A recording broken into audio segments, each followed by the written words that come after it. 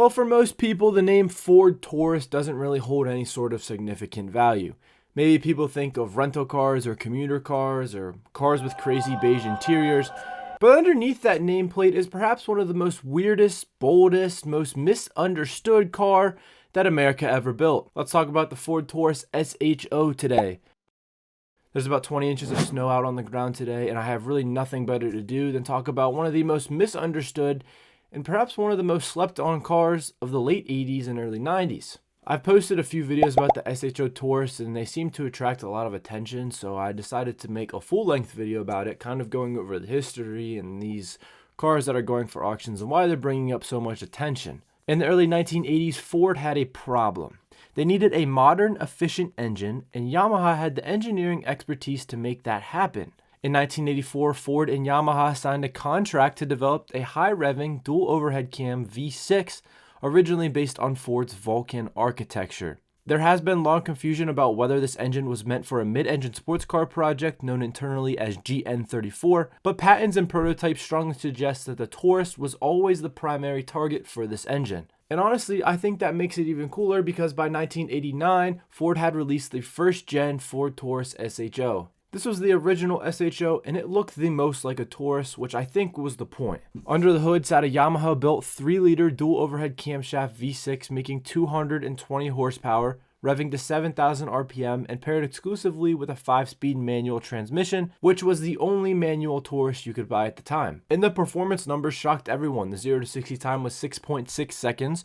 It did a quarter mile in about 15.1 seconds, and it had a reported top speed of 143 miles an hour. Inside, you got sports seats, an 8,000 RPM tach, and just enough clues to let enthusiasts know that this wasn't your average Taurus. So then in 1990, Ford introduced the SHO Plus package, which included subtle changes like a power bulged hood, blacked out trim, a rod shifter upgrade, and optional white slicer wheels on white cars. It's important to note here that some cars only came with some parts of the Plus package, creating what enthusiasts now know as the partial Plus cars. Then in 1992, the SHO was redesigned for smoother styling, borrowing body panels from the Mercury Sable while keeping the same Yamaha V6.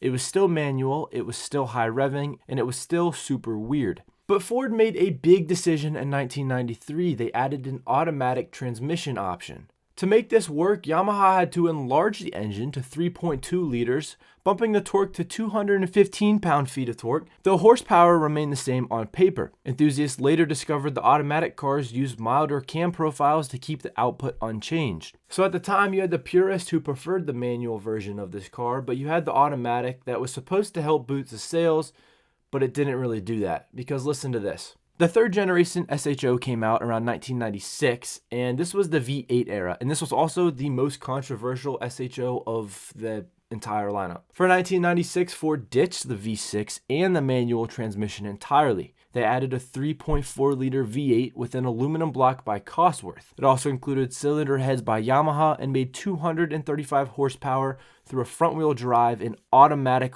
only transmission. It also came with modern tech, including the semi-active ride controller suspension, which modified the hardness and stiffness of driving at different speeds. It also included variable steering assist and more refinement than ever before. But there were several problems with this car. The V8 became notorious for cam sprocket failures caused by Yamaha's use of swagging process instead of traditional mechanical fasteners. When the sprockets then slipped, the valves and pistons collided and engines were destroyed. And listen to this, out of the 20,000 engines that were built, about 1,200 of them reported this failure, with many more likely being undocumented.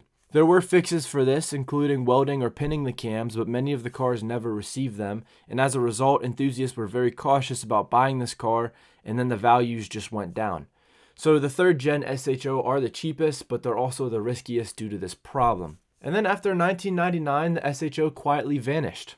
Many believe that the Ford leadership shifted focus toward the premier automotive group that included Jaguar, Volvo, and Aston Martin, and the SHO no longer fit the strategy for that group. And for nearly a decade, the SHO was gone until in 2010, the fourth generation came out. Ford brought back the SHO, and this time it was completely different than anything before. Under the hood was a 3.5-liter twin-turbo EcoBoost V6 with 365 horsepower and 350 pound-feet of torque. It also came standard with all-wheel drive and torque vectoring. This version shared much of its DNA with the Ford Police Interceptor sedan, including drivetrain and cooling systems, and had optional performance packages that included larger brakes, shorter final drive, additional coolers, and summer tires. Despite all that though, the SHO never really became mainstream again. And then in 2019, the Taurus was discontinued and the SHO legacy ended. Wrap up my final thoughts here. This car is awesome. You have a Yamaha experiment, Police Interceptor DNA,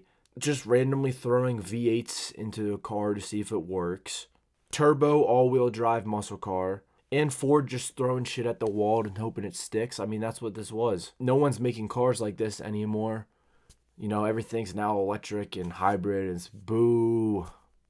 You know, this is cool. Anyway, that's all I got for the SHO. I don't have anything better to talk about than a weird, bizarre muscle car sleeper from the late 80s with a Yamaha engine.